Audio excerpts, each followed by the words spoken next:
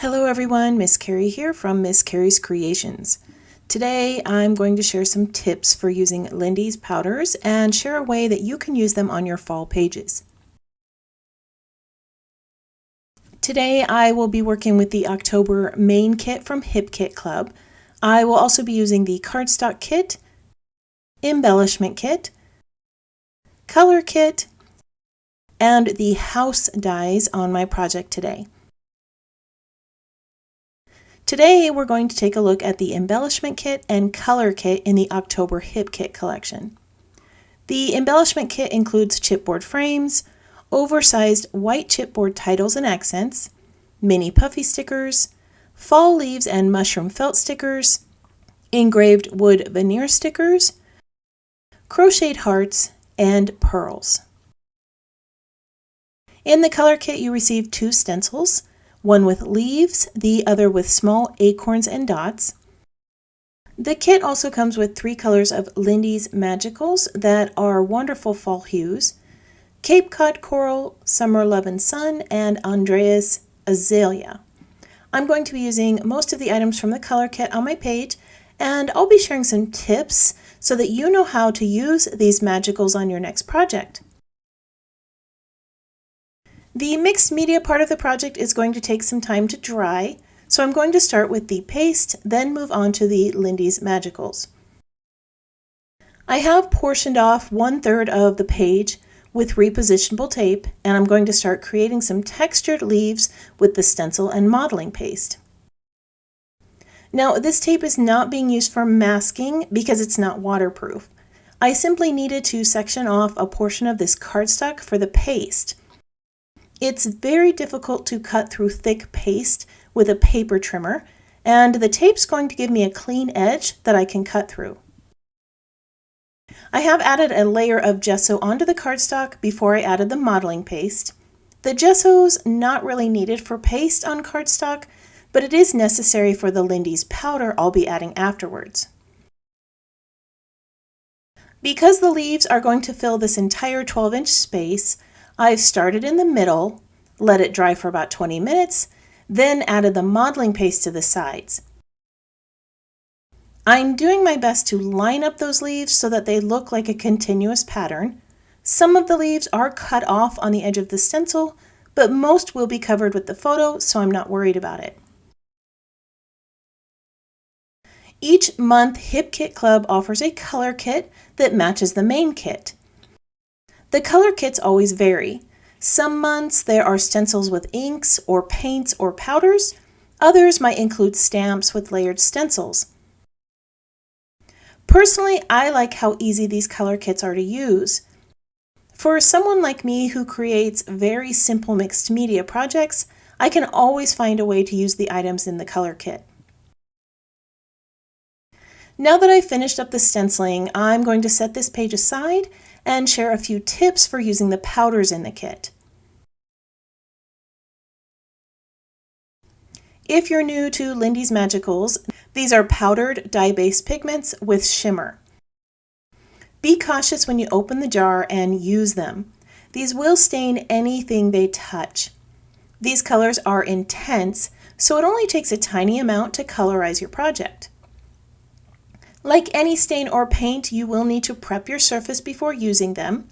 I've discovered that they react differently with each prepping medium. To demonstrate, I made a little sample. Here is the watered down stain on a piece of 150-pound cardstock without any prepping medium. You can see its true color and shimmer, but like most water-based mediums, I was only able to use a little bit of the dye before it started to warp the cardstock. Below I have some Ranger products. The clear gesso has a small amount of shimmer, but I had to add multiple layers of stain to darken the color. The white gesso created an inconsistent coverage and made the stain a little chalky. If you like this chalky look, the white gesso would be a great prepping medium. The gel medium has a consistent coloring, but the shimmer is almost gone. My white acrylic paint surprised me. It really brought out the shimmer. Now the paint did soften the color a bit, but I do like the look of the shine. Here at the top of the sample, I have some clear matte gel and clear gesso from Art Basics. Both samples still have some shimmer, and the color is almost identical to the true hue. With the clear gesso, the mica floated to the top, but if I run my finger over it, none of it rubs off. Lastly, I have two pastes, a modeling paste and a fluffy texture paste. The texture paste really intensified the color, and I like the look of that. Just brushing the dye over the modeling paste created very little color. Now I'm going to be using the modeling paste so that my color is a little lighter on the stenciled leaves. My stencil design is still a little wet, so I'm going to show you how to use the magicals. To create the stain, you're going to add a very, very small amount of powder to some water. I like using a plastic palette because it keeps everything contained. You can always add more powder if you want a darker color, but it takes quite a bit of water to lighten it.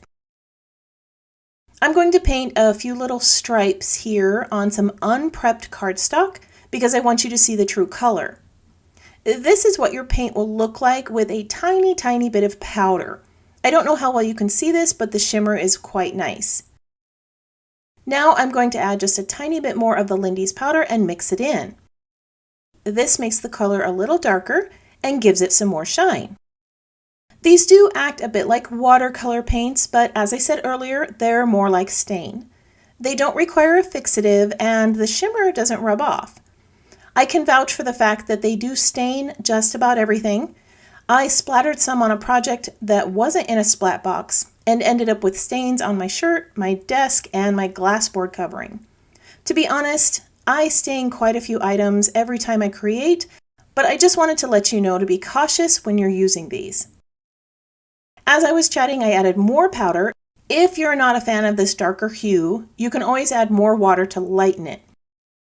Like I said, it takes quite a bit of water to lessen the color, so you'll have to create some samples and continue to add water until you're satisfied with the color. As the magicals dry, you'll be able to see the more intense colors have more shimmer. The more powder I add, the more the mica floats to the surface. Mica has a silvery mirror look that reflects the color in the powders, and it doesn't rub off. Instead of painting directly onto the background, I'm going to mix the powders on the page and create a mix of autumn colors over the modeling paste leaves. I'm going to take this little fan brush and pick up a small amount of powder. Then I'll tap the brush randomly around the leaves. I'm starting with the Summer Lovin', which is a deep golden yellow. Then I'll add some Cape Cod Coral. This has a lovely pink-orange hue. As the powder falls on the surface, it's going to overlap with the other powders. This is going to create a nice mix of fall color on my background. The last Lindy powder I'm going to add is Andreas Azalea. I'm not going to fill in all the white space.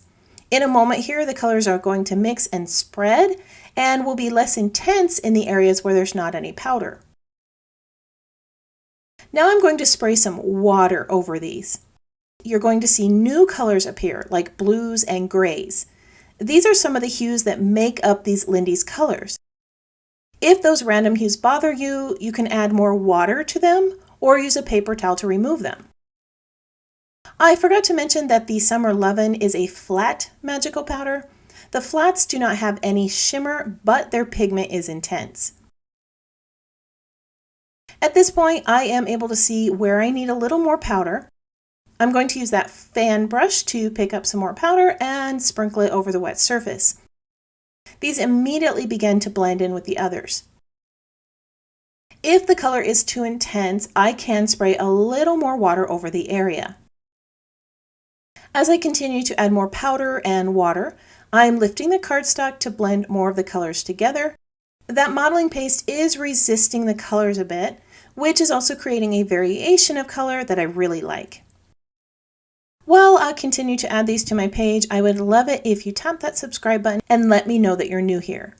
If you are already a subscriber, let me know that you're enjoying today's project by tapping that thumbs up icon or leaving a comment below. I'm going to finish this up, let it dry a moment, and then I'll show you how the rest of the page comes together. All right, let's take a look at the finished background. I have trimmed it to size and added it to a white piece of cardstock. As it dried, the dyes lightened like watercolors, but we still have that shine and shimmer. Isn't this gorgeous? I love the beautiful fall colors over the modeling paste leaves. Now I want to create the background for the left side. I don't want to overwhelm the page with too many colors, so I'm going to use this set of house dyes to create a white on white background. My wire snips recently broke, so I was unable to cut these houses apart, but to be honest, it was much easier to just run this whole set of dyes through my machine to cut out all the houses. To create the background, I'm going to lay the houses out to create a pattern. I'm creating columns of houses that are about 1 inch apart. Since each house is different in width and height, I'm just going to center the peaks of the roof in the center of my column, and I'll adhere the houses about 1/2 inch apart. I'm going to finish this off camera and show you what it looks like. Isn't this adorable? This wonderful tone-on-tone, white-on-white design fills in the space with pattern and texture without any color. Between these two patterns, I laid a darker blue and adorable house product strips. The colors in the houses pair well with the Lindy's colors and the house shapes, and the blue product strip matches the blue frame around the photo. The photo does have some twine wrapped around the base, and it's been offset so that I can add some vellum leaves behind it. I always enjoy adding the texture of vellum to my projects. This vellum allows some of the texture and color in the background to show through, and the hues match the magical pigments and the houses in the product strip perfectly. Choosing light colors makes the selection process simple and brings cohesiveness to the design.